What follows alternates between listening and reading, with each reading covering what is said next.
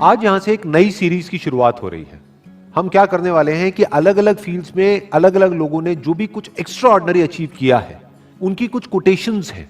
उन कोटेशंस के थ्रू हम उनकी थॉट प्रोसेस को समझने की कोशिश करेंगे कि वो किस तरीके से सोचते थे, ऐसा क्या था उनकी सोच में जिसकी वजह से वो कुछ एक्स्ट्रा ऑर्डिनरी अचीव कर पाए। तो आज शुरुआत होने वाली है एल्बर्ट आइंस्टाइन से। लेकिन अगर आप लोग जो मुझे अभी वीडियो में देख रहे हैं, आप चाहते हैं कि कोई पर्टिकुलर पर्सन है जिनकी कोटेशंस की हम डेप्थ में जाएं और उनकी थॉट प्रोसेस को समझने की कोशिश करें, तो आप नीचे कमेंट सेक्शन में बता सकते हैं और मेरे आने वाले सेशंस में मैं एक एक करके उनको कवर करता चला जाऊंगा। तो जो पहली कोटेशन है एल्बर्ट आइंस्टाइन की, वो है everybody is a genius, but if you जज a fish by its ability to climb a tree, it will live its whole life believing that it is stupid. बड़ी पावरफुल स्टेटमेंट है ये, इसको ध्यान से समझने की कोशिश करते हैं कि अगर कोई और उस फिश को जज करे तो कोई प्रॉब्लम नहीं है, तो इसका मतलब वो बेवकूफ है।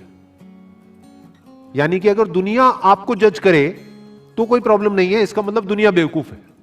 बट अगर वो मछली खुद अपने आप को जज करने लग जाए इस बेस पे कि देखो मैं पेड़ पर नहीं चढ़ सकती तो मैं बेवकूफ हूं, तो वो बेवकूफ है। हर एक की कोई ना कोई एबिलिटी होती है। जैसे सचिन तेंदुलकर है, उनकी अपनी एक एबिलिटी है। एल्बर्ट आइंस्टाइन है, उनकी अपनी एक एबिलिटी है। अगर एल्बर्ट आइंस्टाइन को बैट दे दिया जाए तो वो कैसे लगेंगे? लोग हंसेंगे। या अकाउंट्स में डाल दिया जाता तो क्या होता? जबरदस्ती उनको चार्टर्ड अकाउंटेंट बना दिया जाता तो क्या होता? क्या वो कभी भी ऐसा कुछ अचीव कर पाते जो उन्होंने अचीव किया? No doubt he was a genius. But वो जीनियस क्यों थे? क्योंकि उन्होंने वही किया जो उनकी नेचुरल इंक्लिनेशन थी। जैसे कि एक मछली है, अगर उसको बोला जाए कि पानी में तैरो, तो वो पानी में बहुत तरीके से तैर सकती है। ऐसा कुछ कर सकती है कि जो देखने वाले हैं दे विल बी मेस्मराइज्ड। वो कहेंगे कि यार ये कैसे हो सकता है? जिसको पानी के अंदर तैरना नहीं आता है और वो उसको देखेगा मछली को, तो वो क्या कहेगा? ये मछली जीनियस है। तो इस तरह से पहले हमको समझना पड़ेगा कि हमारा पर्सनालिटी टाइप क्या है, और जब हम अच्छे तरीके से समझ जाएंगे और फिर एक्ट करेंगे, then sky is the limit. फिर सबके अंदर एक जीनियस है, फिर सब जीनियस है। Next quote is education is not the learning of facts but the training of the mind to think. क्यों कहा जा रहा है ये? देखो क्या कमाल की बात इन्होंने कही है। बल्कि जिस वक्त इन्होंने कही थी उस वक्त कंप्यूटर्स इतने ज्यादा डेवलप नहीं हुए थे, इंटरनेट इतना ज्यादा पेनिट्रेट नहीं हुआ था, फिर भी वो देख पा रहे थे कि फ्यूचर में क्या होने वाला है। उसके बेस पर ये स्टेटमेंट उन्होंने दी है। क्यों एजुकेशन में लर्निंग ऑफ फैक्ट्स इंपॉर्टेंट नहीं है? क्योंकि आज की डेट में अगर बात करी जाए तो जो फैक्ट्स हैं या जो नॉलेज है वो तो एक क्लिक ऑफ बटन पे अवेलेबल है। मतलब अगर एजुकेशन का मतलब यही है कि स्कूल जाओ, कॉलेज जाओ और जो बुक्स में लिखा है उसको रट लो और अपने यहां पर फीड कर लो, तो इसकी जरूरत क्या है? वो तो ऑलरेडी मोबाइल में है। जो बुक्स में लिखा है अगर उसको आपने रट भी लिया और यहां पर फीड भी कर लिया, तो अगर उसको रिट्रीव करना है तो कैसे करोगे? अपने आप से एक क्वेश्चन पूछना पड़ेगा, तभी तो वो याद आएगा और आप बोल दोगे। बट यही काम अब अगर क्वेश्चन पूछ करके ही आंसर आना है, तो वो क्वेश्चन तो आप यहां पर भी पूछ सकते हो मोबाइल में। आप इससे पूछोगे, हां भैया बताओ ये क्या है, वो क्या है, इस क्वेश्चन का आंसर क्या है, तो ये मोबाइल ही दे देगा ना आपको आंसर। और जितनी मेमोरी इसके अंदर फीडेड है, जितनी नॉलेज एक मोबाइल के अंदर फीडेड है, जितनी नॉलेज गूगल में फीडेड है, क्या उतनी नॉलेज हम अपनी ब्रेन में फीड कर सकते हैं? तो हमारी ब्रेन, अगर हम एजुकेशन को सिर्फ इतना ही समझते हैं कि एजुकेशन का मतलब कि फैक्ट्स को यहां पर फीड कर दिया जाए, तो हमारी ब्रेन इससे बहुत पीछे ही रहेगी, चाहे हम जितना मर्जी डेवलप कर लें। तो वो एजुकेशन किसी काम की नहीं है। तो व्हाट इज रियल एजुकेशन, ये समझना बहुत जरूरी है। क्योंकि अगर हम इसको नहीं समझते तो हम ऐसे लोग अपने एजुकेशन सिस्टम से निकालेंगे जिनके अंदर फीडेड तो बहुत कुछ होगा, बट उनको यही नहीं पता होगा कि सोचते कैसे हैं। यहां पर दो बातें करी जा रही है। एक है education is not the learning of facts. Number one, learning of facts important क्यों नहीं है? Education is not the learning of facts. Why learning of facts is not that important? Because all the facts, all the knowledge, all the information is already available on the internet. अगर उसको यहीं पे store करने का नाम education है तो ये तो किसी काम की नहीं है, वो तो ऑलरेडी स्टोर्ड है आपके मोबाइल में। जब यहां पे स्टोर्ड है तो यहां पर क्यों स्टोर कर रहे हो दोबारा से? As simple as that, number one.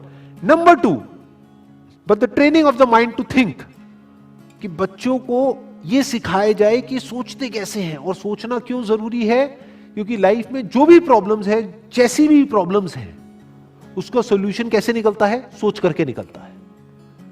Memory से नहीं निकलता है, गूगल से नहीं निकलता है, फैक्ट से नहीं निकलता है, नॉलेज से नहीं निकलता है। उस नॉलेज को यूज कैसे करना है, उससे निकलता है।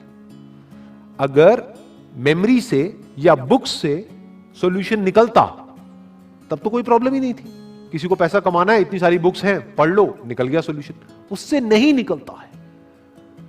इंफॉर्मेशन से सॉल्यूशन नहीं निकलता है, उस इंफॉर्मेशन को यूज किस तरीके से करना है, उससे सॉल्यूशन निकलता है। जिस सवाल का जवाब गूगल नहीं दे सकता है, उस सवाल का जवाब अगर आप दे सको, सोच करके उस प्रॉब्लम का भी सॉल्यूशन निकाल सको जो गूगल नहीं निकाल सकता है, तो कहेंगे कि आप इंटेलिजेंट हो। यह इंटेलिजेंस डेवलप करने का काम होना चाहिए एजुकेशन सिस्टम का। This is real education. Next quote is, the true sign of intelligence is not knowledge but imagination. Knowledge के बेस पे जो पास्ट में हो चुका है उसको हम रिपीट तो कर सकते हैं, लेकिन कुछ भी नया क्रिएट नहीं कर सकते जब तक कि इमेजिनेशन ना हो। यानी पहले हम कुछ इमेजिन करें, फिर नॉलेज को यूज करें तो ठीक है, बट अगर सिर्फ नॉलेज के बेस पर हम सोचें कि कुछ भी नया डिस्कवर हो सकता है, इम्पॉसिबल। नॉलेज के बेस पर हम गोल गोल गोल गोल एक पैटर्न में घूम सकते हैं कि जो हो चुका है उसको रिपीट कर सकते हैं। फॉर एग्जाम्पल, यहां पर एक बल्ब है, तो इस बल्ब को बनाने की एक नॉलेज है हमारे पास में, तो उस नॉलेज से क्या हो सकता है, और बल्ब्स बन सकते हैं, एक फैक्ट्री बन सकती है, उस फैक्ट्री में और बल्ब्स को प्रोड्यूस किया जा सकता है। और एक ऐसा भी टाइम था जब कोई बल्ब नहीं था, देयर वाज नो बल्ब। तो बल्ब कहां से आया? क्या नॉलेज से आया? जो भी ह्यूमैनिटी की नॉलेज थी हजारों साल की, क्या वहां से आया वो बल्ब? बल्ब कहां से आया? इमेजिनेशन से आया। किसी ना किसी ने सोचा, यानी वो बल्ब कहीं नहीं था, किसी बुक में नहीं था, इस दुनिया में नहीं था, कहीं नहीं था, किसी के माइंड में था। उसने सोचा कि अच्छा ऐसा भी कुछ हो सकता है, और उसके ऊपर काम करना शुरू कर दिया। तो क्या हुआ? वो इमेजिनेशन रियलिटी बन गई।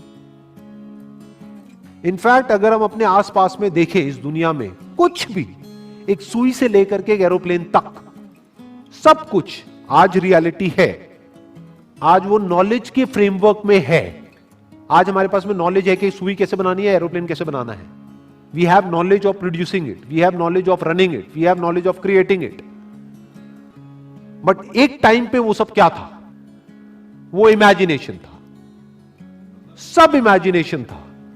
जब इमेजिनेशन रियलिटी में कन्वर्ट हो जाती है तो वो नॉलेज हो जाती है, फिर उसको रिपीट किया जा सकता है। तो दैट इज कन्वीनियंट, बट वहां पर कुछ भी नया डिस्कवर नहीं हो सकता है। कुछ भी नया डिस्कवर करना है तो यू नीड इमेजिनेशन।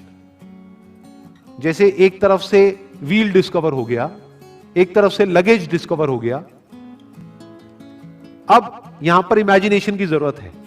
क्या लगेज उठाने में दिक्कत आ रही है? व्हील है, व्हील लेकिन बड़ा है, तो अगर इस व्हील को छोटा कर दिया जाए और उस लगेज के नीचे फिट कर दिया जाए तो क्या होगा? ये इमेजिनेशन है। This is the difference between imagination and reality. यानी कि अगर इसको हम अपनी लाइफ से रिलेट करें तो जो भी हमारी जो करंट सिचुएशन है या जो भी कुछ आज तक हमारे साथ में हुआ है, वो सब क्या है? नॉलेज है, फैक्ट्स है। हो सकता है वो फैक्ट्स या जो हमारी रियलिटी है वो ये कह रही है कि हम लाइफ में कुछ कर ही नहीं सकते, बट इमेजिनेशन यहां पर क्या कर सकती है? इमेजिनेशन यहां पर अगर हमारे अंदर है तो हम इमेजिन कर सकते हैं कि फ्यूचर में इस रियलिटी को बदला जा सकता है। हम अपने लिए एक नया फ्यूचर इमेजिन कर सकते हैं based upon the resources that we have, based upon the knowledge that we have. उस नॉलेज को, उस इंफॉर्मेशन को, उन रिसोर्सेज को यूज करके हम अपनी इमेजिनेशन को सच कर सकते हैं। तो इसलिए कहा जा रहा है कि इमेजिनेशन इज रियल इंटेलिजेंस। क्योंकि नॉलेज को तो एक रोबोट भी रिपीट कर सकता है, तो रोबोट को हम आर्टिफिशियल इंटेलिजेंस तो कह सकते हैं, रियल इंटेलिजेंस नहीं कह सकते। यानी कि कोई प्रोडक्ट है वो बनाना है, तो वो तो मशीन्स भी क्रिएट कर सकती है और करती ही है, एक रोबोट भी बना सकता है। लेकिन कुछ ऐसा है जो रोबोट नहीं कर सकता, जो हम ही कर सकते हैं। That is real intelligence, that is human intelligence. तो ये कुछ कोटेशंस थी एल्बर्ट आइंस्टाइन की, जिसको आज हमने डीपली समझने की कोशिश करी है। अगर इसके अलावा आप चाहते हैं कि कोई और पर्सन भी है जिन्होंने कुछ एक्स्ट्राऑर्डिनरी अचीव किया है किसी भी फील्ड में, और उनकी भी कोटेशंस की हम डेप्थ में जाएं, तो आप नीचे कमेंट सेक्शन में बता सकते हैं। तो मेरे आने वाले सेशंस में मैं एक एक करके उनको कवर करता चला जाऊंगा। Wish you all the very best. Thank you so much.